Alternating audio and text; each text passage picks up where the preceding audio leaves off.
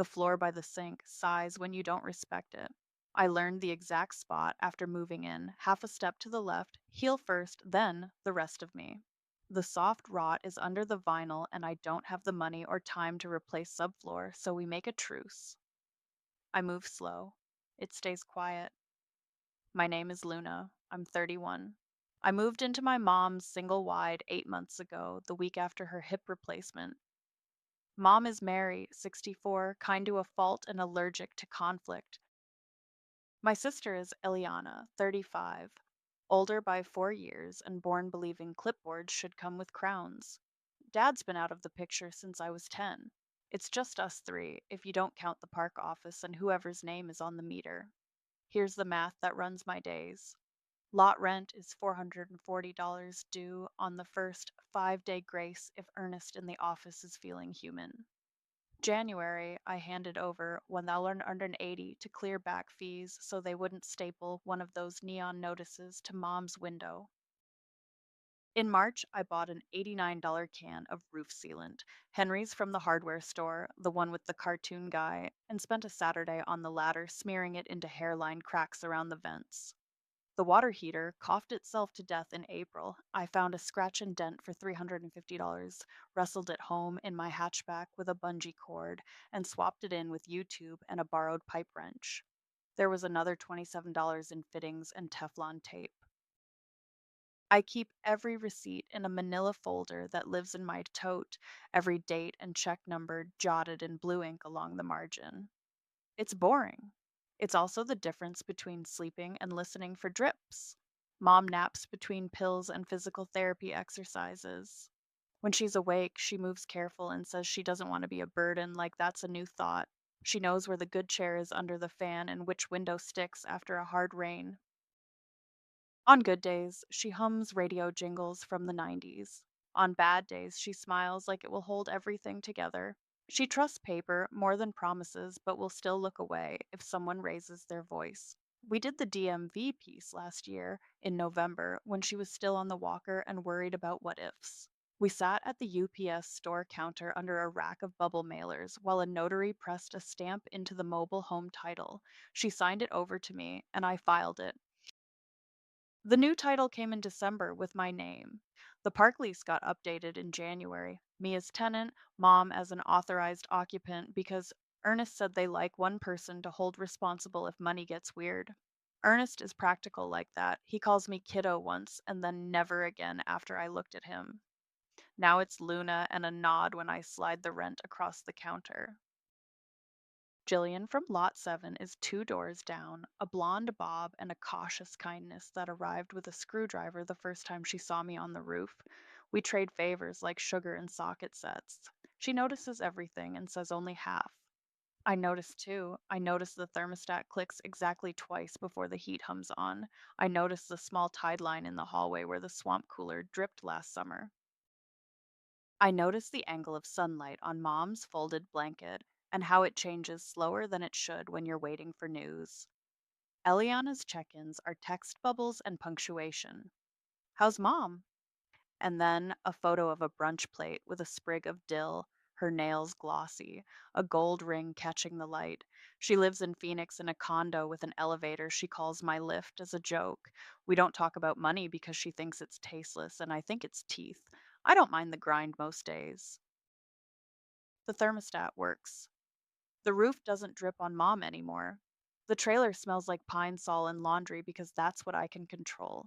I keep a little notebook in the drawer by the sink, things like caulk window and replace furnace filter June written next to grocery lists and dozing times. The quiet math of holding a place together is soothing in a way, the way a balanced checkbook used to be when I had more zeros on the right side than the left. At 3:17 on a Wednesday in late May, my phone rings with Eliana's name. I think it's another "How's mom?" So I wipe my hands and answer on speaker. Her voice is bright, like a meeting just ended with applause. "I'm flying in," she says. "We need to talk about the trailer."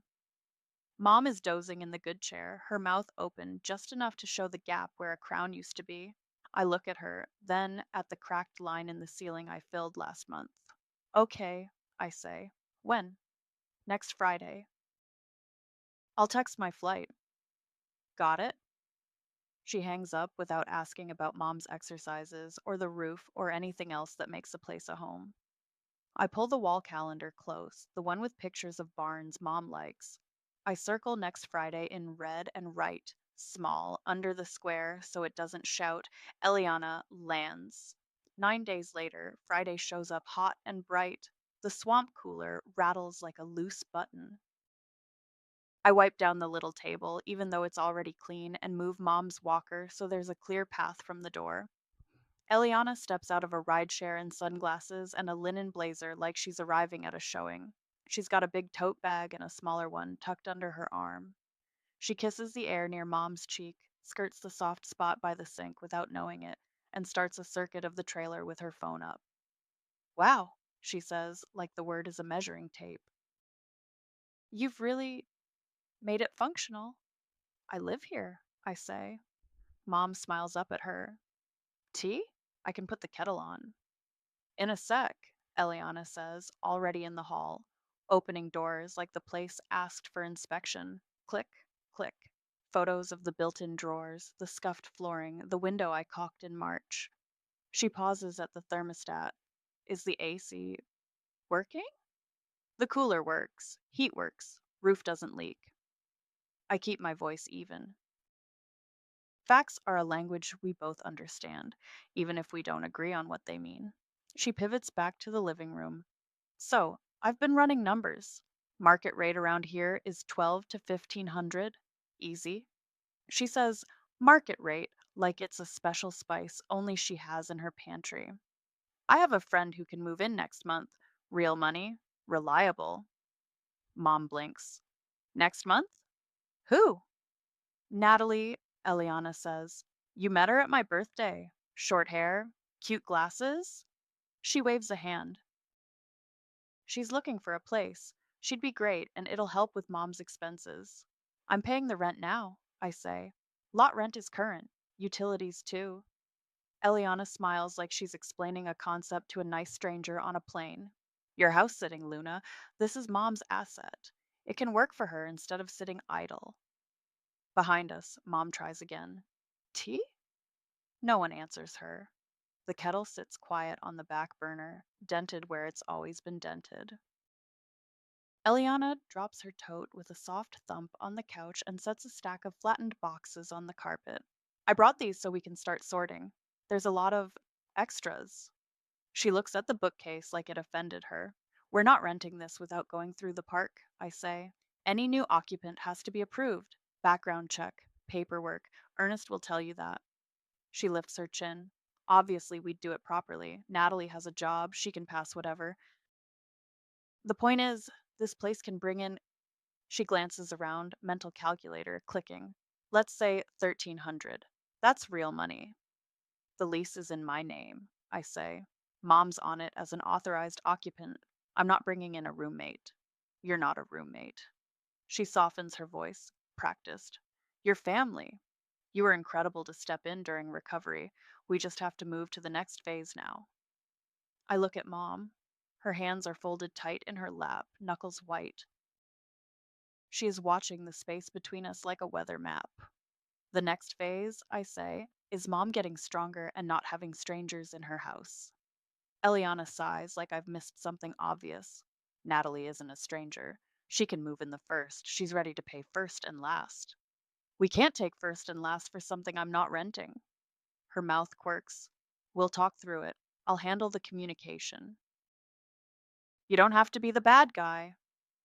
Jillian passes the window with her little dog and gives a two-finger wave. Her eyes flick to the boxes, to Eliana's blazer, back to me. I nod. She keeps walking. Eliana does another lap, opening the hallway closet, peering into the pantry. Click, click. This will photograph so much better with the curtains open, she says, and yanks them back so the sun slashes in.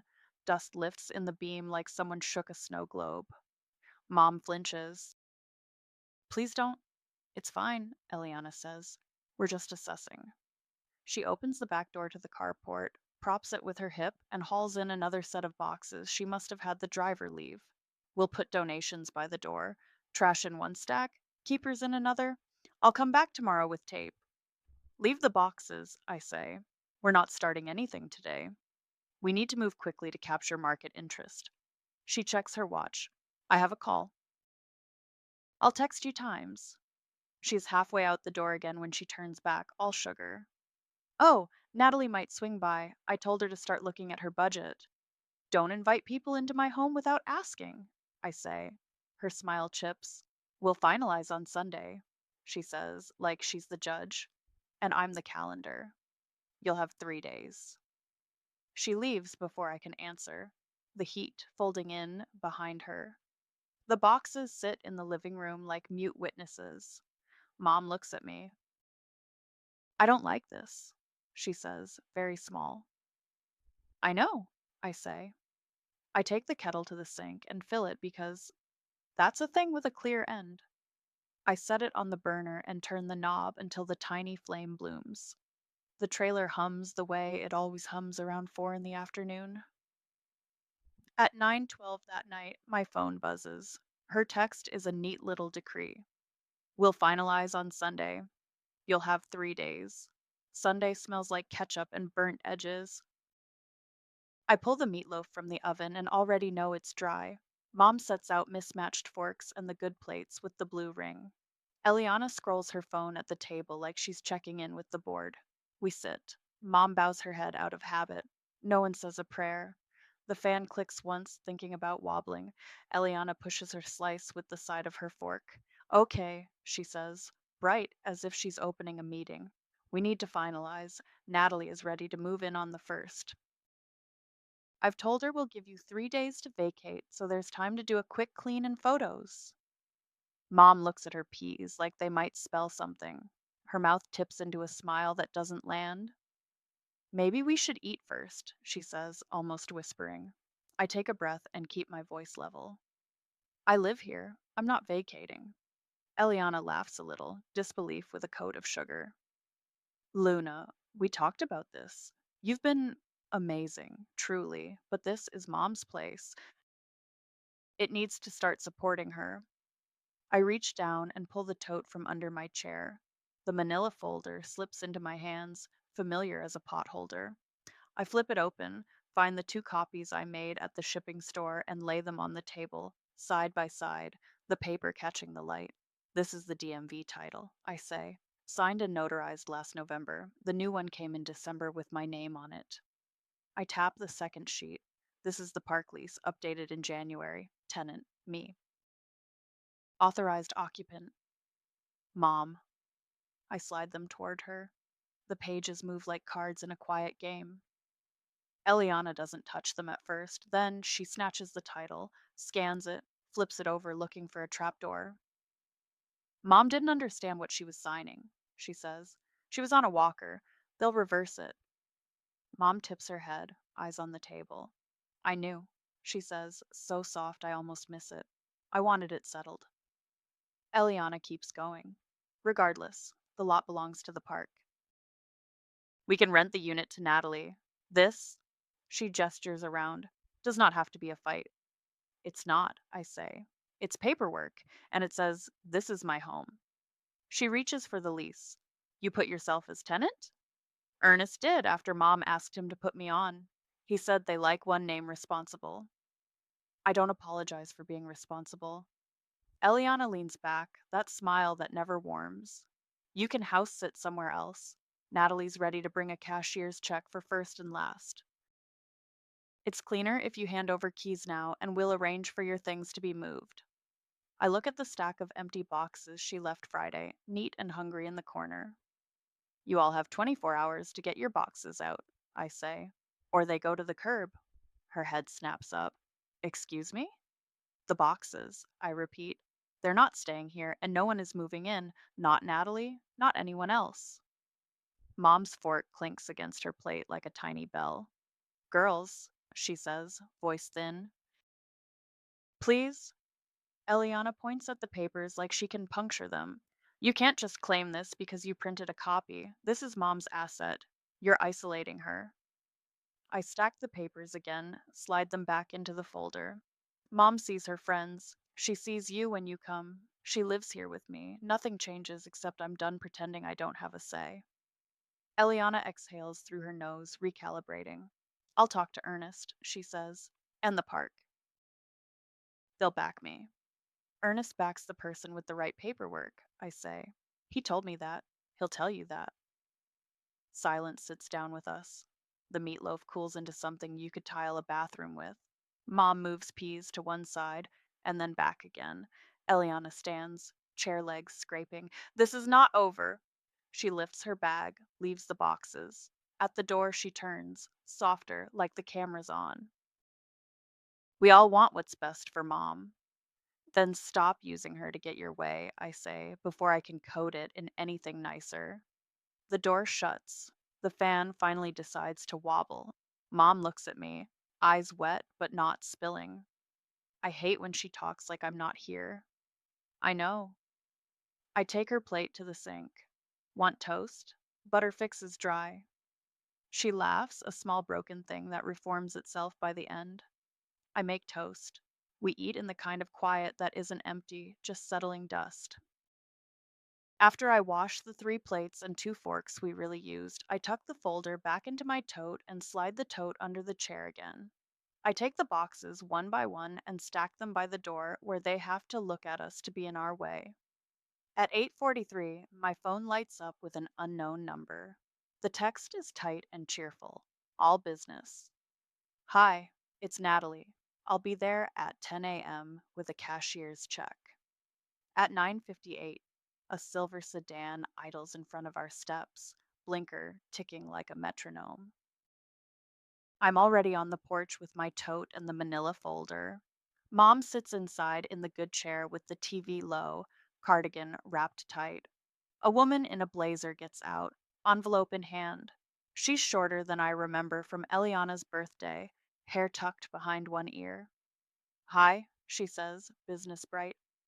Natalie, I texted you last night. I got it. I keep my voice even.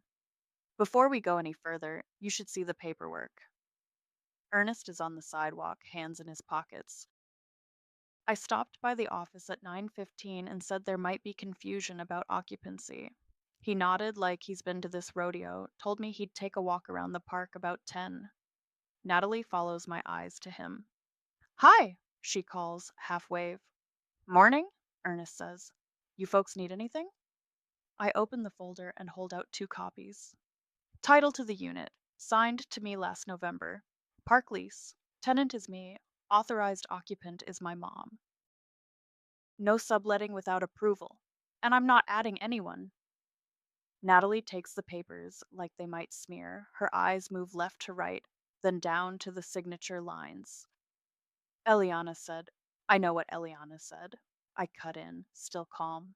This is my home. Anyone living here has to be approved by the park and agreed to by me. I'm not agreeing. Ernest shifts his weight. Park policies posted by the office door. He says, voice mild.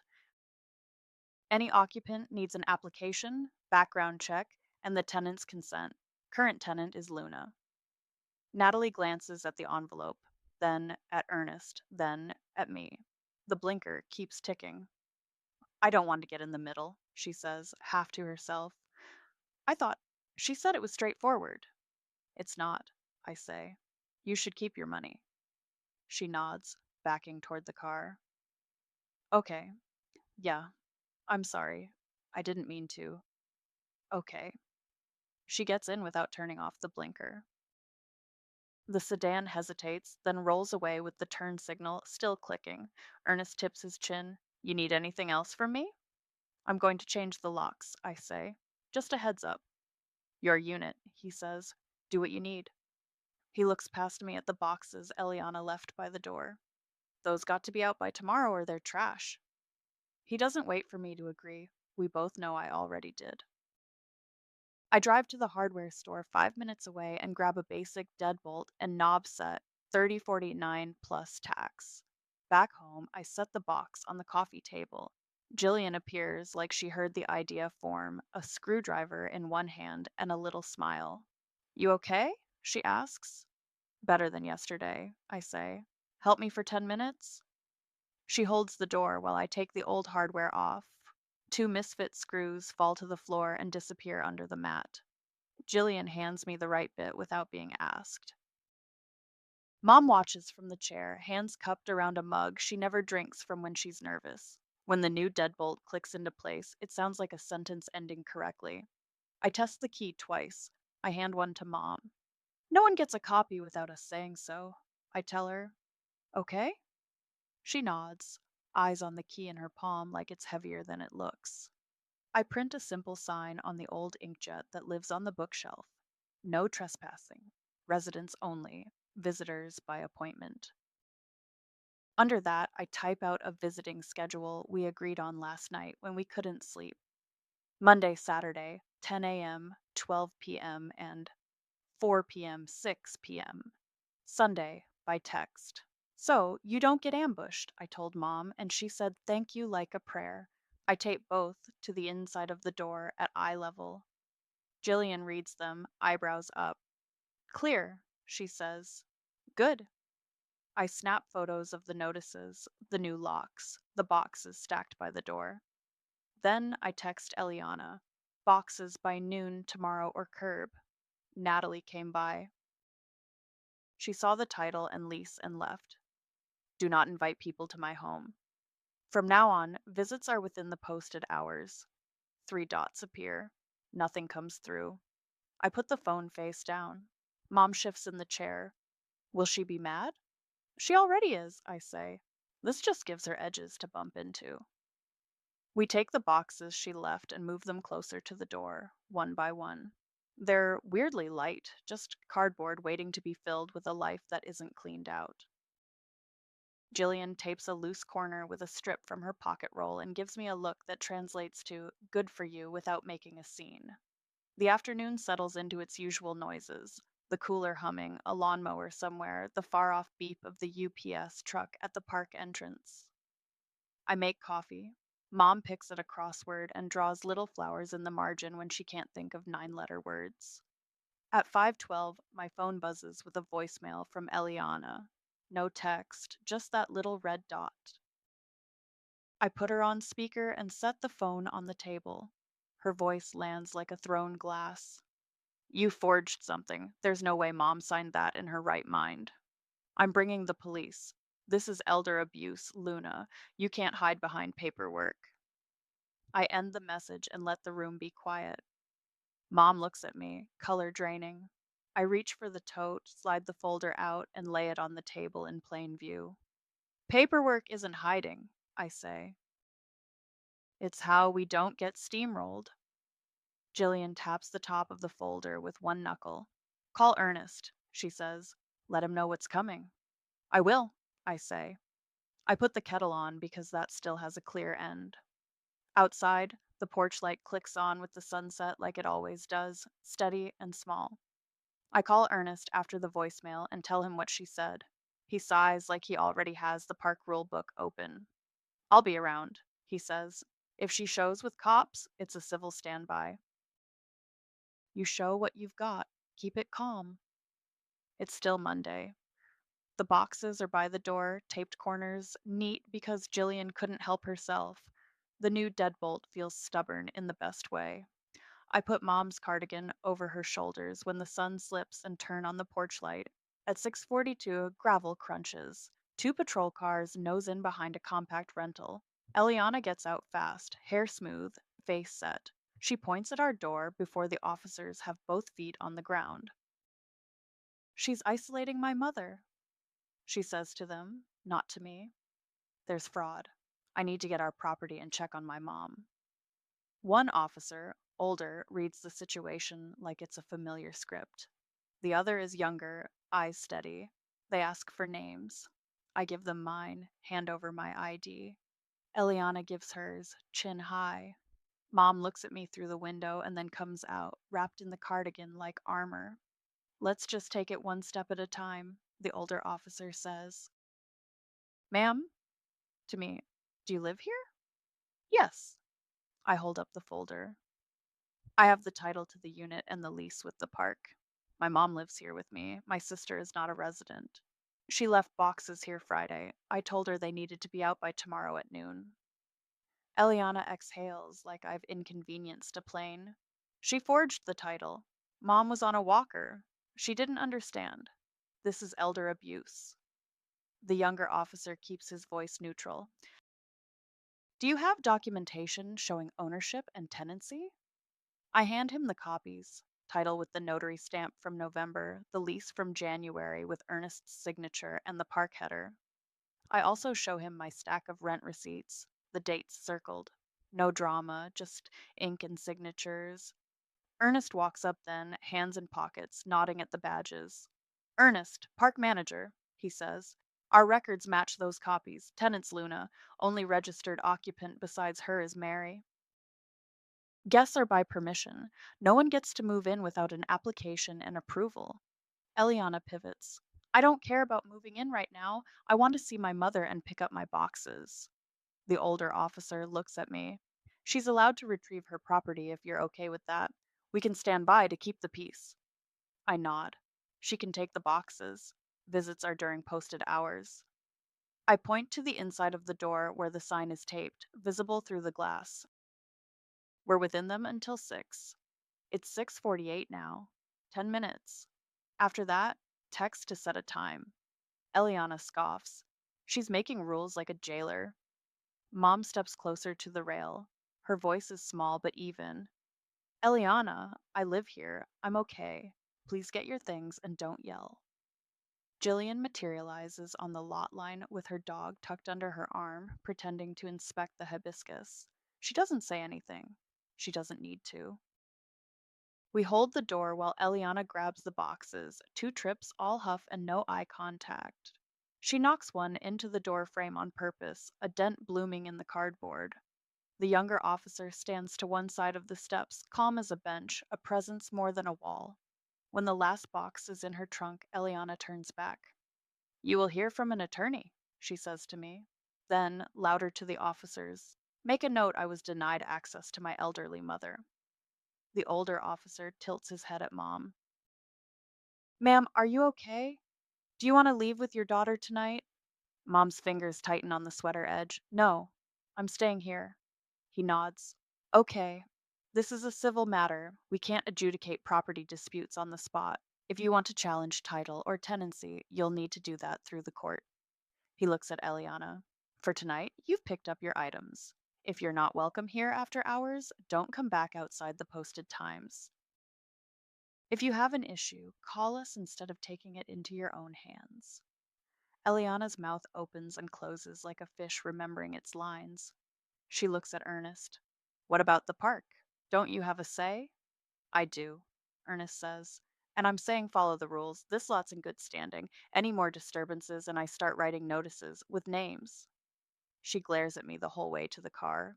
The door slams hard enough to echo. The patrol cars ease out, first one, then the other, light bars dark. Mom exhales like she's been holding her lungs hostage. I hate when she's like that, she whispers. I put my arm around her, feel the tremble in her shoulder blades. Inside, the quiet reassembles itself. The kettle whistles like it's late to a party. My phone starts chiming in bursts, the family group thread lighting up with long paragraphs from Eliana. Luna has isolated Mom. I had to get the police involved. We're correcting the paperwork. The cousins line up with emojis and question marks. A couple of them DM me little, Are you okay? Notes that feel like bandages thrown from a moving car. I mute the thread.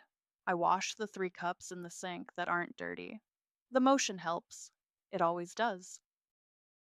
At 8:11, Mom sits at the little table and traces the pattern in the vinyl with her finger. Her hand shakes. Eliana wants me to move in with her, she says, eyes fixed on the swirls. She says you're making me choose. We sleep in pieces. By morning, the air feels like a held breath. I make eggs because they're fast and put the manila folder on the dinette like a centerpiece. Let's write it down, I say. Mom rubs her thumb along the edge of her mug. Write what down? What you want? Visits? Keys? The stuff that turns into fights if it's just talking. She nods, eyes on the table. Okay.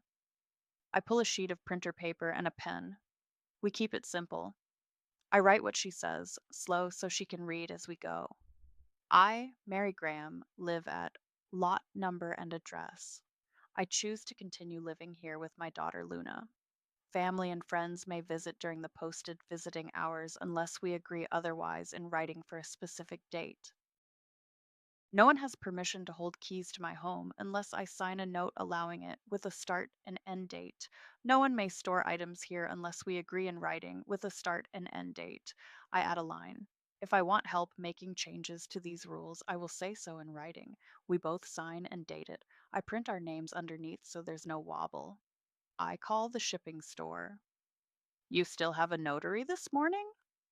The kid at the counter says yes, $10 per signature. We grab IDs and go. In the car, Mom is quiet, fingers folded around her purse like it might try to get away. She doesn't need the walker anymore. Not really, but she takes it on days when her hip feels talkative. Today she brings her cane and moves careful, steady. The UPS store smells like toner and cardboard. We've been here before, under the rack of bubble mailers. The same notary as November, a guy with a trimmed beard and the patience of a post office line. He checks our IDs, asks if we understand what we're signing. Mom says, yes. He stamps and signs, the rubber seal pressing down with a sound like a decision. I pay $20 plus tax. He slides the originals back in a clear sleeve. Need copies? Two, please. I tuck one into the folder, one into my tote pocket where I keep the rent receipts. The original stays flat in the sleeve like it wants to behave. Back at the park, Ernest is in the office behind the glass, a fan aimed at his neck. I hold up the sleeve. Can you put this in the file? He reads it, lips moving once. Good, he says, and makes two copies for himself. If the police get called again, this helps. He taps the date. You want me to note this on the lot? Yes. He writes something on a form, slides it into a folder with our lot number tab. You need anything else? We're okay, I say. He nods like he believes me. At home, I tape the original to the inside of the door under the visiting hours. It looks boring and official, which is the point. Mom traces the notary seal with one finger. I don't like conflict, she says, the words worn smooth from use. I know. I touch the paper. Boundaries are quiet when everyone follows them. We have grilled cheese for lunch because the stove beats the microwave when you want to taste something. Jillian texts me a photo at 1:37, the park entrance sign with a U-Haul under it, Eliana's rental tucked behind. Her caption is just, heads up. My phone buzzes again. Another from Jillian. She's got two guys with her. One has a dolly. Want me to come sit? I text back, yes, please. On the porch is fine. Mom watches me watch the phone. What now? Looks like she's bringing help, I say. I slide the folder onto the coffee table and stack the pieces in the order I'll need. Lease, title, mom's letter, receipt copies. I put the spare key on the hook by the door and touch the deadbolt just to feel it be there. We hear them before we see them, engine noise low and stubborn, gravel popping under tires. Jillian settles on our steps with her dog, a paperback open, but not really being read. Ernest walks the long way around, which is his version of arriving on purpose, clipboard in hand. The U-Haul parks catty corner to our lot like it wants to claim space. The door rolls up with a rattle and a clatter. I catch a flash of a rolled rug, some plastic bins, a flat pack shelving unit. Eliana's car noses in behind, crisp as a pressed shirt. Mom stands up, smoothing her cardigan like that could smooth the afternoon. Do I need to go inside? She asks. You can stay where you're comfortable, I say. We're just saying the same things again, but with more people watching. A box hits the gravel hard enough to puff dust. Someone jiggles the knob like the new lock is being rude. I open the door before the pounding starts. The deadbolt stays thrown. I step onto the stoop with the folder in my hand. The sun is high and bright, the kind of light that makes every scuff look like a story. Eliana is at the bottom of the steps with two movers and a printed paper in a plastic sleeve. She lifts it like a flag. We're doing this. she says, voice the smooth version she uses for clients. The movers look at each other, then at me, waiting for the next line. Jillian clears her throat. Ernest stops at the property line, eyes on the paper in Eliana's hand, then on the sign taped to my door. I take a breath, feel the edges of the folder, and meet Eliana's eyes. No, I say, we're going to do this the right way. Eliana lifts the plastic sleeve like it's a badge. Here's the lease, she says, pronouncing each word. I'm the landlord. Natalie moves in on the first. She tries the knob again. The new deadbolt doesn't care. I keep my feet on the top step and hold the folder at my side. You don't have a lease to give, I say. The unit title is in my name. The park lease is in my name. No one is moving in. She flicks the paper toward the movers. Start with the bedroom, she tells them. We'll stage it. Photos today. One of the guys looks at Ernest. He's standing just off our lot, clipboard under his arm. Fellas, Ernest says, easy but firm, don't bring anything onto this lot. You don't have permission to enter. Park rules say no move-ins without approval. The mover closest to the truck drops his eyes. The other shrugs and waits. Two neighbors drift toward the mailboxes like they forgot what their keys look like. Jillian sits halfway down the steps with her dog tucked under her arm, book open, eyes up. I open the folder and read it out loud, one page at a time, because sometimes hearing it matters. Mobile home title transferred to me last November, notarized at the UPS store. Park lease updated in January. Tenant, me. Authorized occupant, my mom. And a notarized letter from my mom. Visits by the posted hours, no keys without written permission, no storage without dates. I hold them where Eliana can see the stamps, the park header, the dates. She doesn't look. You bullied her, she says, louder for the audience. She didn't know what she was signing. Mom steps behind me, one hand on the door frame. Her cardigan is smoothed within an inch of its life. I knew, she says, steady. Stop saying I didn't. Eliana thrusts the plastic sleeve higher. This is legal, she says, of her printed page. Ernest finally takes his clipboard from under his arm and pulls out a form with a red stripe. He clicks his pen. Eliana, I'm issuing you a park trespass warning, he says, calm as a cashier. You're not a resident. You don't have the tenant's permission to be on the lot. If you step onto this space again without permission, we'll ask law enforcement to enforce the trespass. She laughs, short and ugly. Are you kidding me?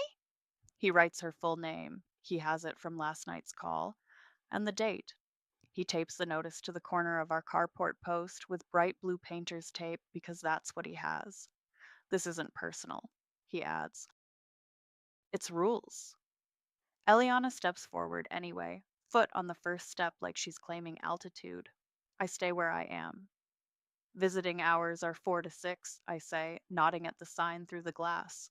It's 2:30. You can talk to Mom on the porch right now or text to schedule a visit. No one is entering to stage anything. She pulls out her phone with a jerk. Fine, police can decide. She taps fast, thumb angry. You can't hide behind your little papers forever. We don't. We just stand there, the sun hammering the rail warm under my fingers. The movers edge back toward the truck, trading a look that says, no one paid us enough for this.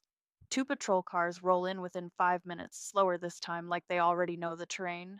Same older officer, same younger one. They take in the crowd, the tape notice, the plastic sleeve in Eliana's hand. What's the situation? The older one asks. Same as last night, I say, gesturing with the folder. She's trying to move someone in.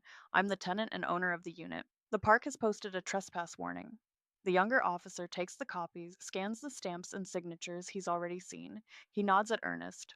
Park trespass warning? Ernest hands over his clipboard. The officer reads, gives it back. Eliana waves her paper. I have a lease. Ma'am, the older officer says, patient. You can't lease what you don't own. This is a civil matter for the court if you want to challenge title or tenancy. For today, you can't force entry. A white hatchback slows at the end of the street, then again when the driver sees the uniforms. Natalie. She takes in the U-Haul, the posted notice, me on the stoop with the folder. She keeps going, eyes straight ahead, brake lights winking once like she changed her mind at the last second. Mom steps forward one half step until she's next to me.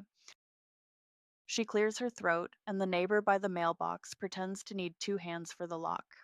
I will visit here on the schedule, Mom says, and her voice carries in a way it hasn't in weeks. I'm not moving. Stop using me to get your way. It lands. For a second, everything around the sentence goes quiet. The movers roll the U-Haul door down halfway on instinct. Eliana's jaw works, recalibrating through options she doesn't have. She sets the plastic sleeve on the gravel like maybe the ground can absorb it. Two lamps, already cracked where they bumped each other in the truck, sit beside it. She leaves them there. Ernest points with his pen. You can't dump on park property, he says. That's a fine. I'll write it up and send it to the address you provided last night. He doesn't add that he wrote it down when the officers took everyone's info. He doesn't have to. She snaps, bill it to Luna, and then seems to hear herself. The younger officer shakes his head once. Don't, he says, not unkind. Don't make this worse. The older officer keeps it simple. You've been warned for trespass. If you come back without permission, you can be cited. If you want to pursue legal action, do it through the court. Eliana looks at each of us like we're failing a test, she wrote. Then she jerks her head at the movers. We're done, she says, bitter as burnt coffee. They slide the door down the rest of the way. The latch bangs closed. The U-Haul rumbles, then shifts into gear. The cracked lamps stay on the gravel like punctuation. Ernest tears his yellow copy off the pad and tucks the white one into his clipboard. He gives me a small nod that reads like good job without words. When the truck pulls away and the rental car follows, the street exhales. The dog in Jillian's lap shifts and sighs. The two neighbors suddenly remember their mail and head back inside. I lock the deadbolt from habit even though the door hasn't opened. The sound is clean. The afternoon light turns ordinary again, the kind that just falls on steps and rails without meaning anything extra. The quiet that follows isn't dramatic, it's the kind that lets the cooler hum and the neighbor's windmill spin and the gravel settle back into place. The two broken lamps sit where Eliana left them, glass shades spidered and cords frayed. I take photos from three angles and email them to the park office with the subject line, Dumped items, lot number. Ernest replies in 6 minutes, tagging for pickup. Fee will be billed to the responsible party. He doesn't have to say her name for me to see it typed on a form. Mom stands with me on the steps. Do we throw them away? Park will, I say. They'll charge her. She nods and leans into the rail. It's warm from the sun. I'm tired, she says. Me too. We go inside. I lock the deadbolt without looking. The sound is normal now, not a statement.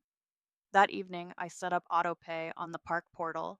Lot rent 440 to draft on the first, confirmation email pinging my inbox like a tiny bell. I move the manila folder from the coffee table to under the sink, where I keep the extra trash bags and the flashlight that works if you shake it. It feels right there, close, boring, ready. Jillian knocks once and steps in with two small hooks and a dollar store wind chime. Found this in my junk drawer, she says. It wants a home. We hang it under the carport eave, a little to the left of the porch light so it won't bang the siding. It sounds better than it looks, three notes that find each other when the air moves. Jillian eyes the lamps and the taped notice on the post. Ernest'll ding her, she says. He hates dumping. He already wrote it up, I say. She squeezes my shoulder, dog under her other arm like a loaf of bread. Call if you need a witness again, she says, and means it. In the morning, a fluorescent orange tag flaps from the lamp pile. Park removal scheduled. The fee line is blank on our copy, like a bill with the name torn off. By noon, the maintenance cart swings by. Two guys in neon shirts loading the lamps into the bed without comment. Later, Ernest slips an envelope under our mat. A copy of the violation notice for your records. I file it, because of course I do. Natalie texts at 10:23. Hey, I'm out. Didn't realize the situation. Hope your mom's okay. I type back, thanks for understanding. Please don't come by. She sends a thumbs up and nothing else. Thread closed. The family group thread keeps pinging in batches, but mom surprises me by asking for my phone. She scrolls, jaw set, then types slow with one finger. I live with Luna. I chose this. Visits are during the posted hours. No keys will be given out. Please don't ask her to make exceptions. That's all. She sends it and then hands my phone back. Can we mute it? She asks. I show her the little crossed out bell. We both breathe easier. On Thursday at 4:02, Eliana texts mom directly. I'll come by for a visit. Mom looks at me. Okay, she says. Okay, I say. I sit at the dinette with a book I don't read while they talk on the porch about safe things, weather, a show they both pretend to like. Eliana keeps her feet on the gravel, eyes flicking once toward the sign on the door and once toward the carport where the lamps were. When 5:58 glows on the microwave clock, Mom says, I'm going to rest now, and Eliana nods and leaves without testing the knob. The boundary holds. It isn't triumphant. It's just a line on the ground we both can see. Friday, I run a bead of clear caulk along the back window where the rain likes to find trouble. The water heater hums its steady hum. I change the furnace filter because the little notebook by the sink says, June and I respect my own handwriting. Mom waters the spider plant and hums a jingle I haven't heard since I was 12. Sunday, I make meatloaf again. Extra ketchup, a splash of milk in the mix so it doesn't bake into a brick. The oven clicks as it preheats. Mom sets out the blue ring plates without waiting to be told. We eat at the small table. No one schedules anything. No one declares anything. She asks if the chime is too loud at night. I tell her it's perfect. After dishes, I take the folder out to add the auto pay confirmation and the copy of the park violation. Mom watches me slide it back into its spot under the sink. You're very organized, she says. It's almost a tease. It's easier to be brave when the paper is in order, I say. She smiles and doesn't argue. We sit on the steps for a while, watching a stray cat make its route under the skirting and Jillian argue half heartedly with her sprinkler. The porch light clicks on with the first shade of evening. Somewhere down the row, a kid laughs. The wind chime answers with two soft notes. Inside, I lock the deadbolt. The click is just a click. The trailer hums the way it does when it's content. Cooler steady, fridge cycling, water heater quiet. I put the calendar back on the wall and circle nothing. The space stays empty, like a room you cleaned and decided to keep that way. Mom yawns. Good night, baby, she says, the way she did when the hallway was shorter and I was smaller. Good night, I say. I turn off the kitchen light and let the place be what it is, ours, on purpose.